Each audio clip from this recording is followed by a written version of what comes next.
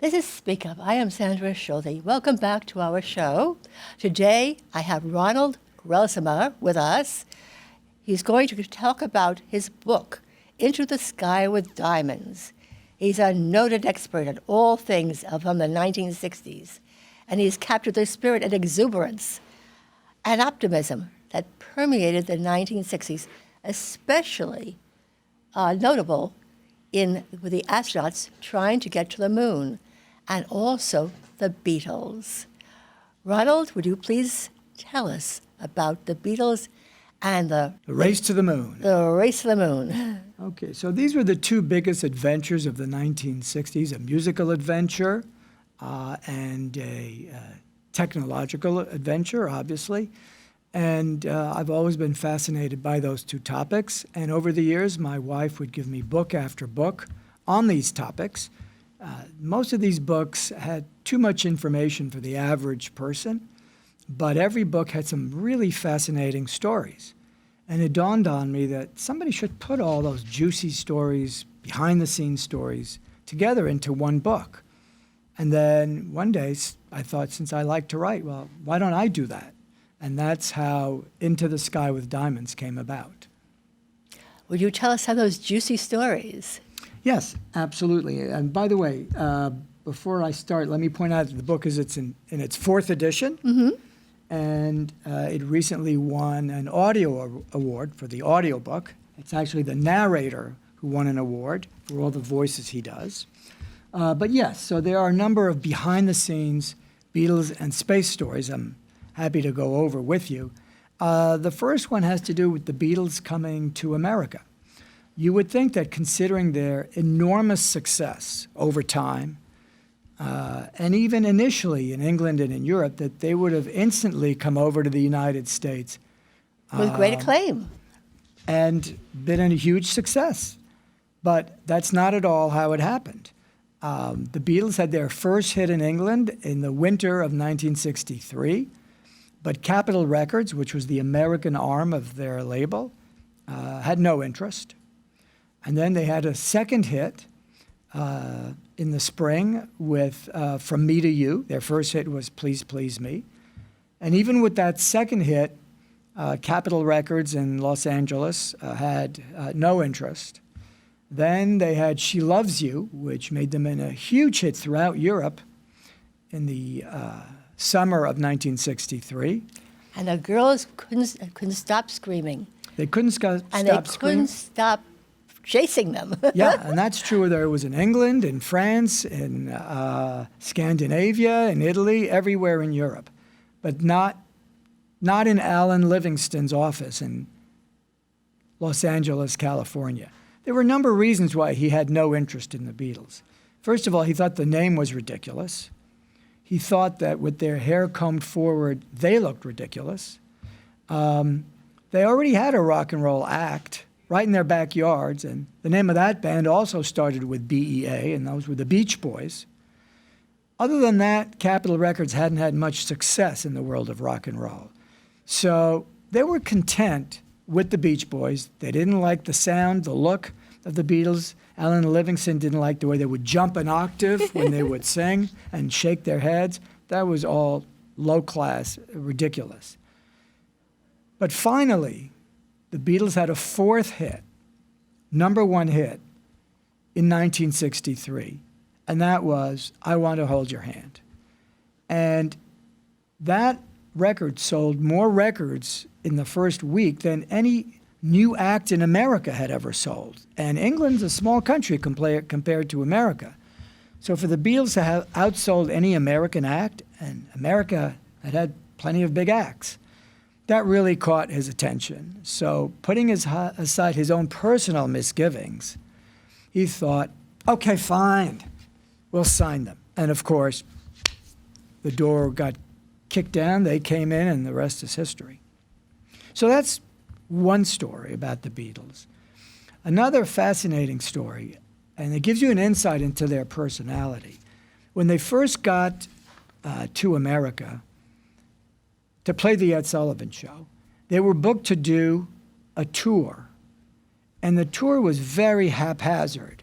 It wasn't planned geographically in a very smooth way. They would play New York, Florida, California, Chicago. They would be crisscrossing the country every single day. And they only had one day off that entire time. Well, Charles O'Finley, the owner of the then Kansas City Athletics, decided he wanted to have the Beatles play in Kansas City at his stadium on their one day off. So the Beatles manager, Brian Epstein, said, well, no, we have one day off. We're crisscrossing the country. We'll catch you on the next trip. And Charles O'Finley was a pretty persistent guy. He said, no, I really want you for that day. And he kept offering them more and more money until he offered him more money than Frank Sinatra or Barbra Streisand had ever been paid for any performance, to which the Beatles and their manager couldn't refuse. So that's not the end of the story, because then Charles O'Finley says to the Beatles, by the way, for the money I'm paying you, I would like you to play the song Kansas City, which was a Lieber Stoller song from the 50s. The Beatles knew that song backwards and forwards. But John Lennon said, no, you bought our day off. You're not buying our set list. Well, Charles Finley was outraged. He said, okay, you know what? I'll offer you another $50,000. No. And he kept raising the ante. I'll offer you another $1 million. No. So no was no was no. So then the Beatles play their concert, which was typically 30 minutes. And at the end of the concert, John Lennon looks into the owner's box and he goes, and now for you all, we have an extra special song we'd like to play for you. Ah, Kansas City. And they launched into the song. They were happy to play it for the fans, but they weren't going to be bought. They weren't going to be paid to do that extra song. So everybody won out. But I think that's a nice little story about where they were coming from. That's a lovely story. Now, on the space side, there are also some remarkable stories. You have to remember that back then, the press were very friendly to NASA. So they understood that they had to paint a rosy picture. There was an unwritten agreement. So all the astronauts were portrayed as being wonderful family men, even though that might have only been true for John Glenn. And if there were ever any kind of mishap, well, that was not to be highlighted. So there was a serious mishap on the very second flight, which was Gus Grissom's flight. His flight was designed to go up and come back down, just like Alan Shepard's before him. And his flight was very successful. He went up into space and came back down. It was a cannonball shot. And when he landed, when he splashed down and was waiting for the helicopters to come pick him up, his hatch suddenly opened and water started to pour into the capsule. So the capsule started to sink. So he jumped out. And of course, the helicopters above could see that the capsule was sinking. This multi-million-dollar capsule. Yeah. With all the data, that they had accumulated in that 15-minute cannonball flight. So they hooked the capsule with their hook, and they're working really hard to lift the capsule up. But they can't because it's filling with water, and it's now much heavier than it was. Meanwhile, Gus Grissom is a few yards away, and he doesn't have his helmet on, but he still has his spacesuit on. So water's coming in around the collar and into his spacesuit.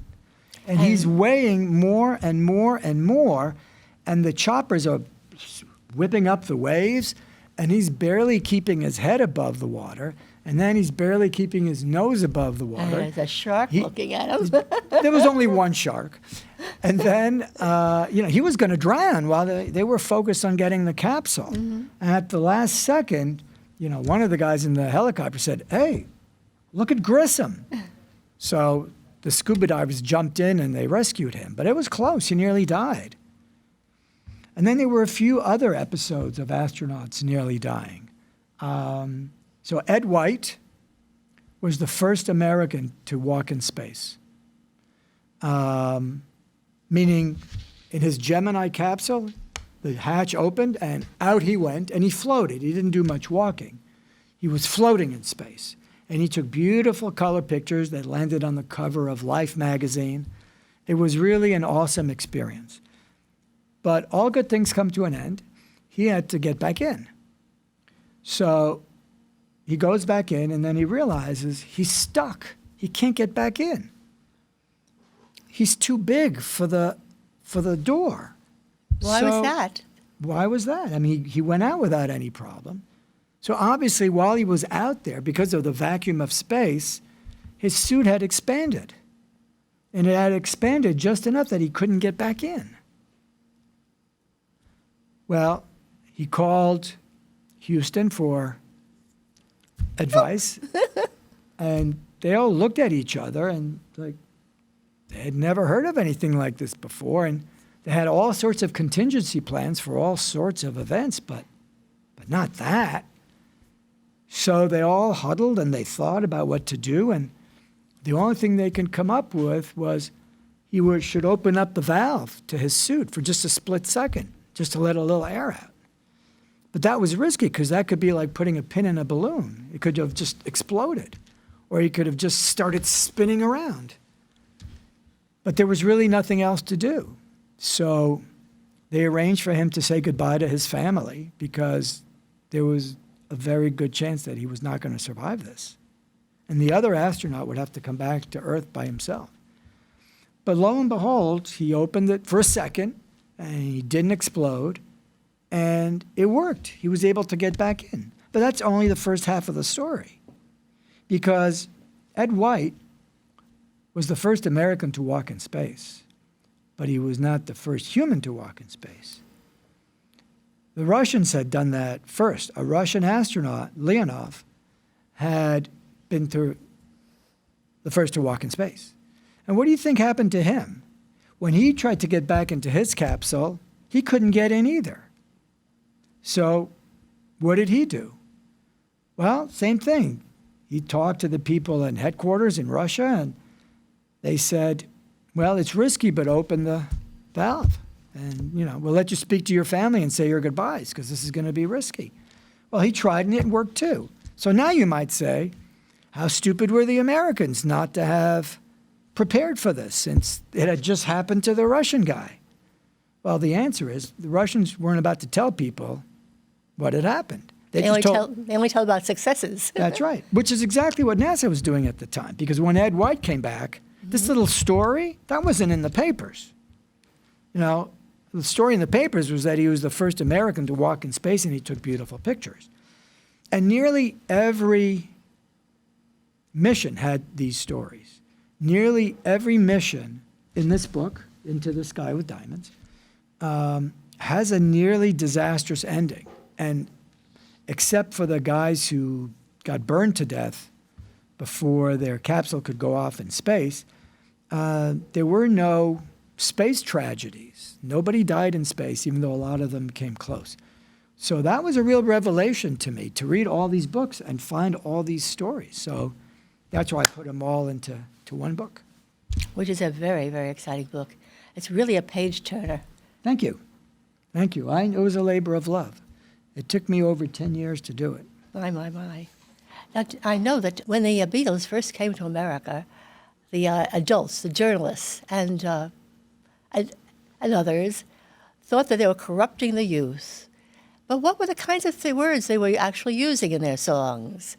Yeah, they weren't corrupting anything. It's just that, again, the average person in America, especially part of the political spectrum, thought they were awful looking and awful sounding, and it was corrupting the youth. I mean, these were the same people who thought Elvis Presley in the 50s was corrupting the youth of America. So there was already a significant portion of the American public that was not into anything of the sort, which is why by the late 50s, early 60s, the world of rock and roll and popular music had become very tame. I mean, the number one song in America in 1963, while in Europe they had I Want to Hold Your Hand and She Loves You, in America the number one song was Dominique, Dominique, by the Singing Nun. Yeah, a real nun, a Belgian nun. So this was a French song sung by a nun on her acoustic guitar. That was the number one song in America. Well, I recall the performers standing in front of the stage stiffly, holding a microphone and singing into their microphone and not moving around at all. Now, what the Beatles introduced was movement. They moved to the sound of their music. The music they moved spoke and to they them. shook their heads, and they had the proverbial mop-top haircut, so when they shook their head, their hair went all over the place. And they usually did it when they hit a very high note. And yeah, the audiences loved that, but not everybody loved that. And in fact, the critics, if you read the critics, and it's really a fun exercise to do, and I hate to keep mentioning my book, but I will, because I list a lot of the critics, the critiques, books, newspapers, magazines. People were writing a lot about the Beatles, nothing good. And then there was a turning point. And the turning point was the release of their movie, A Hard Day's Night, in the summer of '64. So just a few months after they arrived in America, they released the movie, A Hard Day's Night, which is an excellent movie. It gets a score of 100 on Rotten Tomatoes, which rates movies. There aren't too many movies with a 100 rating. But the critics liked it. And a lot of the reviews started with, "You're not going to believe what I'm going to say here," things like that. And then they would go on to say how they made a big mistake, that the Beatles were, in fact, a legitimate act with talent. And how about the story when they had a tour, and Ringo, I think it was, raced his car around the racetrack. Yeah, the Indy 500. Yes. That's right. And after that, the girls jumped onto the wings of his airplane. Yeah, it was a pretty crazy tour. It was the same tour we were talking about where they had one day off, but they ended up playing in Kansas City. So as they crisscrossed the country, it was one crazy story after another. I mean, really, starting with when they arrived. When you think about it, they arrived at, I don't know if it was already called Kennedy Airport or if it was still Idlewild, but to get from the airport into New York City, they had a police escort with cars and cops on horses in front and in back.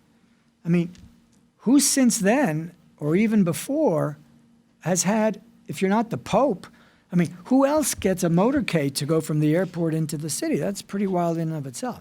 And yes, at every stop there was another, can you believe this story, including in Houston, fans jumping onto the wings of the airplane, which is, first of all, you couldn't do that today because you can't even get close. But in those days, obviously, you could. Right.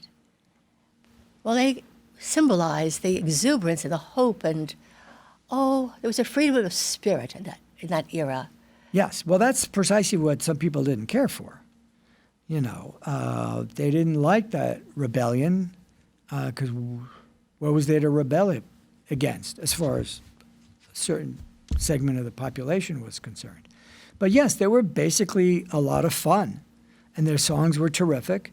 And eventually, most people came to recognize that. Can you tell some of the jokes or the silly answers that the Beatles gave to some of these reporters' questions? So one of the things that led to their success, in addition to their talent and their songs, was the fact that the press really loved them because they made for great copy.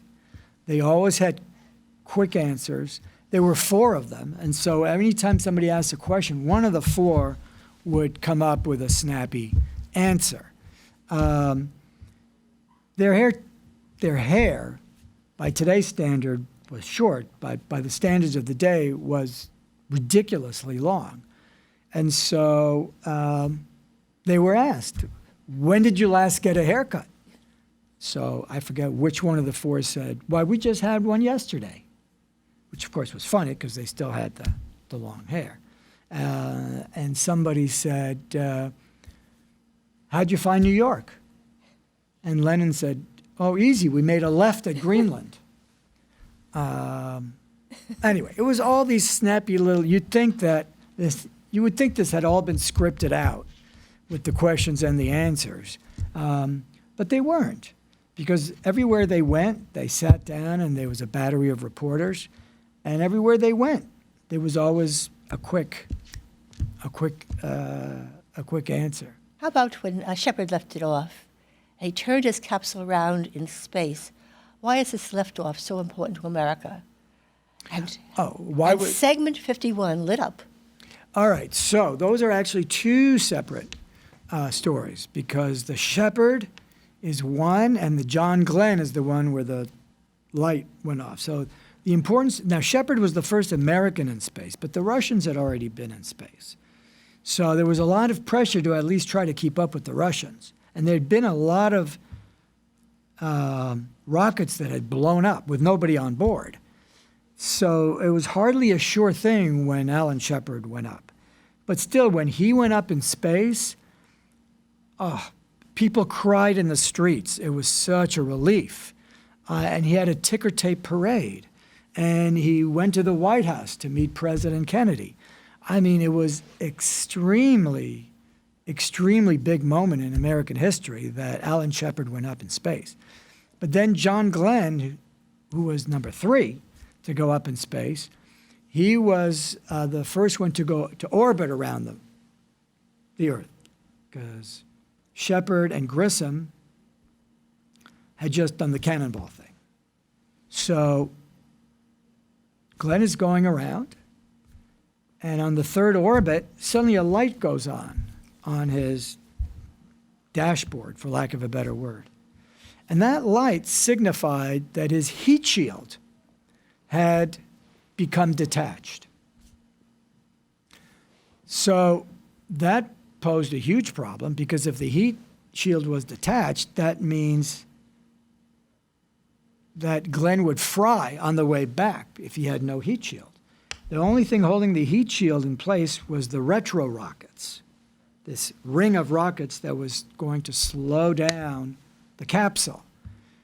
So that's another thing that NASA didn't have a contingency plan for. But they weren't even sure they could trust that light. I mean, was that light for real or was it not for real? They decided they couldn't take a chance, and they assumed it was for real. So they asked Glenn to keep the retro pack on, but they had no idea to what extent it might damage the capsule or the heat shield. Well, we all know he survived.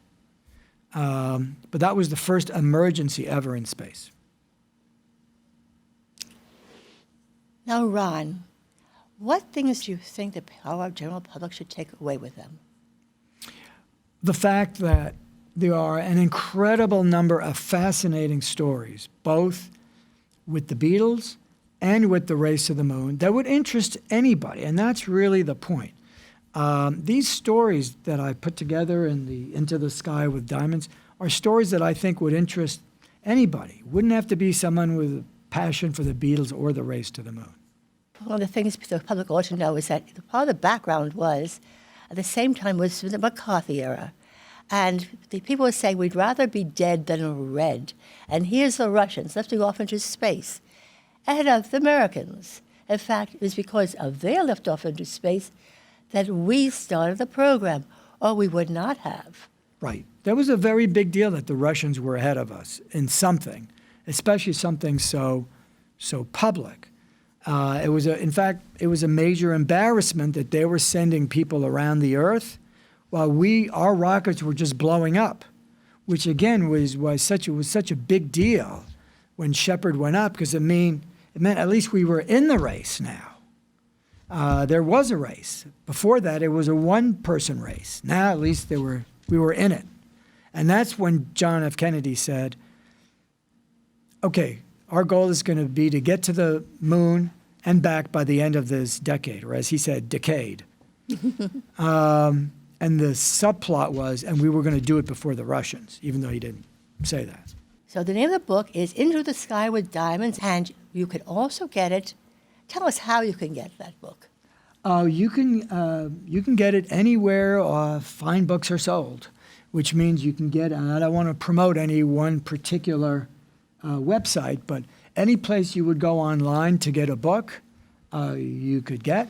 You can go to any bookstore and have it ordered. And the audio book, again, is also available through Blackstone Publishing. And I know a lot of you out there now listen to your books, so that would be a great way to get it. Again, the narrator won an award just recently for all the voices. He does the voices of all the British characters and all the astronauts, and he's researched each and every voice, and he's done a phenomenal job. Blackstone Publishing, Into the Sky with Diamonds. This is Speak Up. I am Sandra Schulte. It's been a pleasure to have you back with our show. Until the next time, have a wonderful, wonderful rest of the day. Goodbye.